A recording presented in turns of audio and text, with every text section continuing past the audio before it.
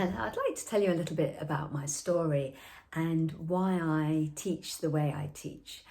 When I was at college, it was the 80s and people didn't really teach anatomically. I had some beautiful teachers who were very, very helpful in their teaching, and they gave beautiful corrections and really tried to help us.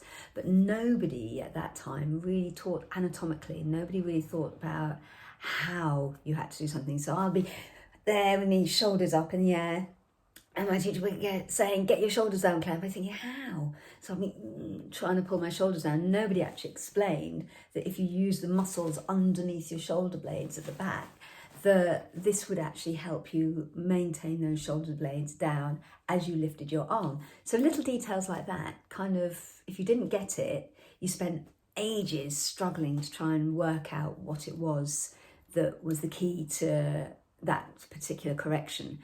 And we did work well, we did develop, we all became professional dancers, so it was all good. But yeah, when I was 17, I had knee problems. I was dancing one day in class, I'd noticed them being a bit clunky, and suddenly I was like, this really, really hurts, I can't dance today. And I was really lucky because my teacher recommended that I went to an osteopath who was the osteopath for what was then the Festival Ballet Company. And she was amazing. She literally didn't touch my knees that day. It was really mortifying. There's my very sceptical mum sat there thinking, I'm paying for this and she better show that she knows what she's talking about. And I had to literally, in my underwear, do ballet. So I had to show her how I performed my pliés, how I did my développés and all that. And she literally was like, well, you're totally not using your body correctly. And that's why your knees are playing up, because I was turning out from my knees. I was one of those dancers who was very lucky. I was blessed with pretty much 180-degree turnout in my hips. And I thought, yeah, I'm fine, I've got turnout. I'd stand in flat, turned out, fifth position, and then straighten my legs. And there is the problem. I wasn't using mine. You're meant to use these muscles around the back of your, underneath your hips, basically, the bottom of your bottom. Those rotator muscles and the muscles that are meant to be rotating your thighs out. And I wasn't even thinking about that. I was just thinking feet out to the sides, which, was what I'd been told. And even, I know, my teacher used to say, open your hips, turn out from the hips. So I knew it was meant to come from the hips, but I hadn't actually worked out which muscles which muscles I needed to use to actually rotate those legs out. And that is where the problem is. And that's, unfortunately, is where the problem was with a lot of training in that era, because if you didn't naturally have an understanding of how your body worked, it was sometimes guesswork.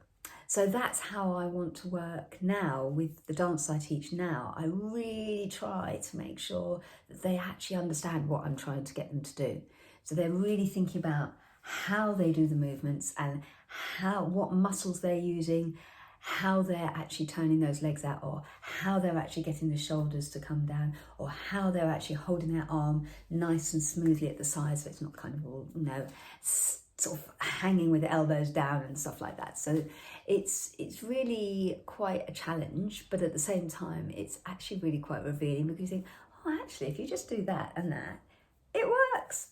So that's my little journey, and I'd like to share it. I'd like to help other dancers find those little eureka moments along their training so that they can go, oh my gosh, that works. And then they can hold on to that and then find another little bit that they can tweak and make even better. And for me, the big one was when I realised, actually, when you do it correctly, it's easier. All through college, I'd be thinking, oh no, that's far too hard, I want to get my leg up higher and try all different ways to do that. And actually, when you really turn out from the hip socket, you've got the mobility to get your leg up higher. And that's just one example of where using the correct technique actually makes it easier and obviously helps prevent injury. So that's what I'm doing. I'm helping adult dancers and children, and helping them work in a way that's not going to hurt their bodies, that's not going to cause long-term injuries later in life.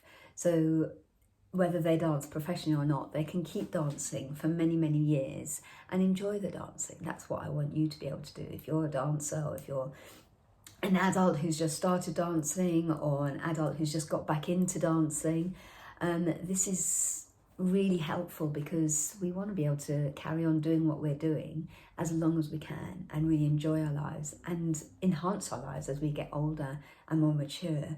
When, you know, we need to find ways of keeping active that we enjoy, not ways that we're thinking, oh gosh, I've got to go and do that now. Whereas if it's a ballet class, you get to see your friends, you get to dance to music, you get to move, you get to feel strong, and you feel energized. That's me. Thank you.